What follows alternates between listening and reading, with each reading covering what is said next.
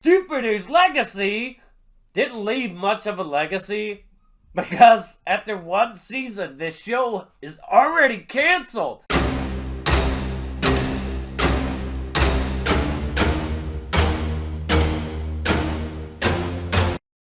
Way to go, Netflix!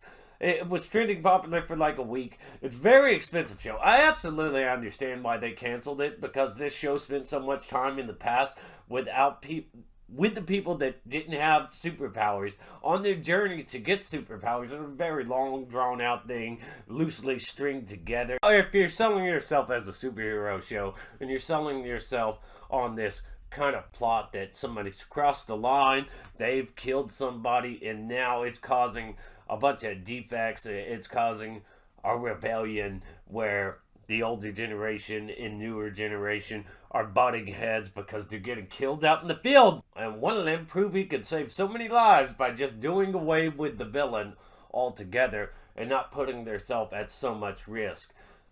And that's interesting, but the show spent most of its time in the past where that wasn't even relevant, where nobody had superpowers at all. It was very expensive to produce. Netflix has released the cast of superhero drama from their contracts, effectively closing the door on any additional episodes of the series. Instead, the streamer will explore Supercrooks, a spin-off that centers on the villains that populate the same storytelling universe. Millar suggests that Jupiter's legacy characters are likely to turn up again, but it won't be as part of a traditional ongoing serialized TV show. There are no reported viewership numbers for the first season of Jupiter's Legacy because Netflix doesn't want to share anything. Netflix and other streamers rarely release such information.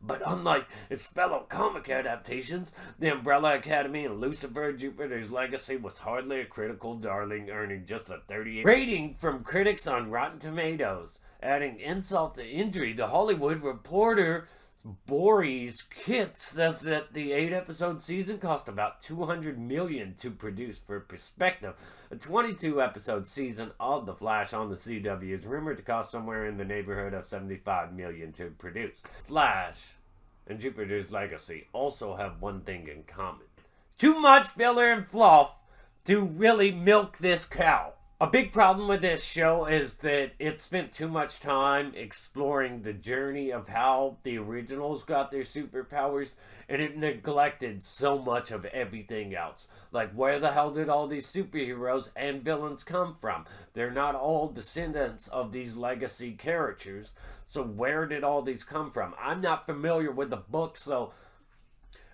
I had a problem with that, and I'm assuming that a vast majority of people that actually watch this show weren't familiar with the book at all, and they probably had a problem with that as well. It's just done. It's over. It's finished. And they said, we're confident we'll return later. Will we? When it comes to Netflix's spin-off Supercrooks, let's see if we can get a little bit of details on here. Although Jupiter's Legacy will not be returning to Netflix for a second season, the world of the series will continue with a spin-off, Supercrooks. Mark Millar's works are getting another live-action Netflix adaptation, this time focusing on the villains of Millarworld. Reported deadline: the series will take place in the same universe, genre setting, but centers on the new adventures of a team of con artists, thieves, and other villains, led by the electric-powered Johnny Bolt, planning a major heist together for the sake of money and thrills. Brooks' anime adaptation, produced by Bones, is already in the works and planned for release later this year, consisting of 13 episodes of 30-minute length. At first look at the series will be shown. Okay, so as the live-action series is still early in development, not much is current. So you're going to give us an anime of Supercrooks, and then you're going to give us a live-action of Supercrooks.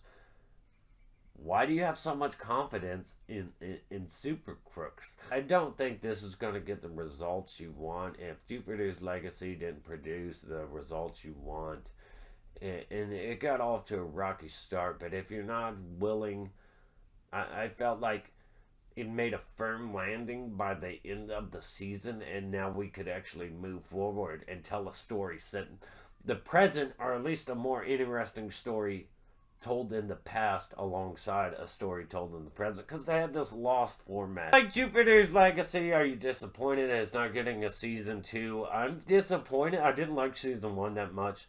I'm disappointed, but because all the shit that just spent so much goddamn time in the past, and then spent a lot of time in the present focused on other things, except for the main draw about this, kill or be killed situation. Start this one, the first episode of the first season, it ends in an epic way, and it just, you're disappointed by, I was disappointed by everything that followed, because that was one hell of a battle with all these superheroes fighting the super villain.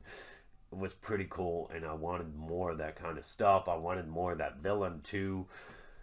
But all the other stuff, it just felt really watered down. Really like they were just trying to drag this out for as many seasons as they could. So they spent the entire season telling you how these guys eventually get their powers.